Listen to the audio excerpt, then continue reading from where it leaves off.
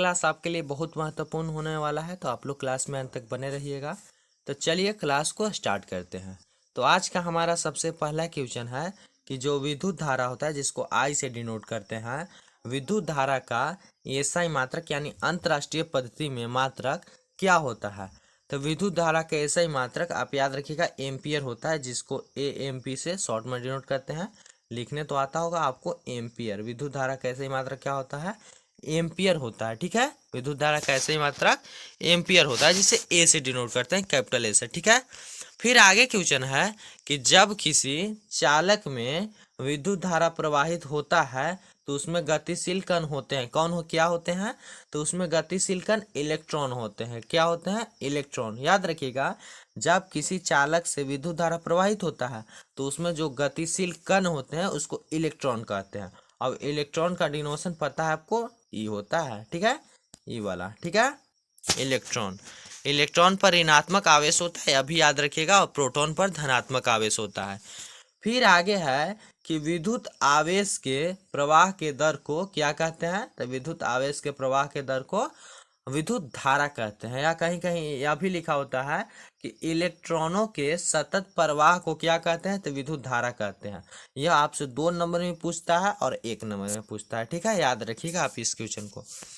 फिर है, आप यहीं से याद रखिएगा और कि विद्युत आवेश का ऐसा ही मात्रक क्या होता है, तो विद्युत आवेश का ऐसा ही मात्रक कूलाम होता है। क्या होता है, कूलाम होता है। ठीक, याद रखिएगा, विद्युत आवेश का ऐसा ही मात्रक कूलाम होता है, जिसे सी से डिनोट करते हैं। ठीक है, फिर आगे क्वेश्चन है कि विभवांतर का ऐसा ही मात्रक, विभवांतर का ऐसा ही मात्रक क्या होता है।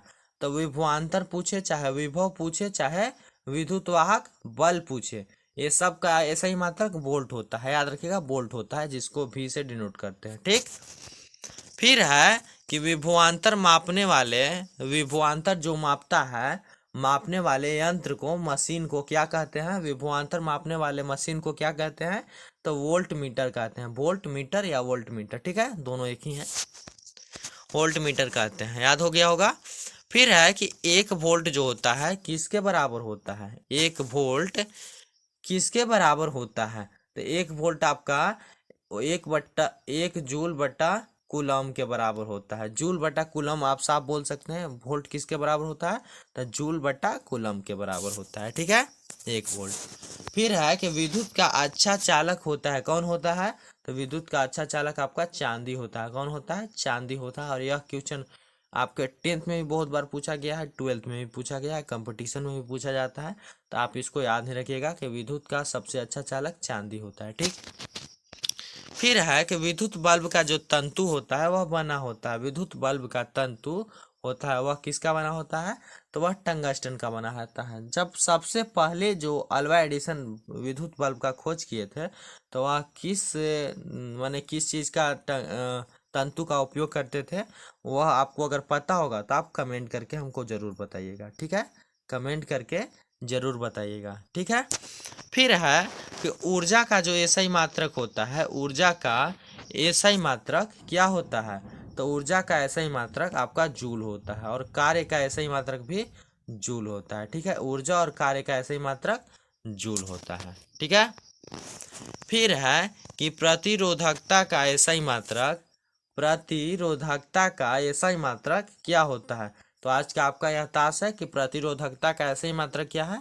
ऐसे हम प्रतिरोध का बता दे रहे हैं, जिसको आर से डिनोट करते हैं। प्रतिरोध का ऐसा ही मात्रक आपका ओम होता है। क्या होता है, ओम होता है, इसको डिनोट करते हैं ऐसे, ओम होता है। आपको बताना है प्रतिरोधकता का ऐसा ही मात्रक क्या होता है। तो चलिए मिलते हैं अगले क्लास में, तब तक के लिए जय हिंद, जय भारत।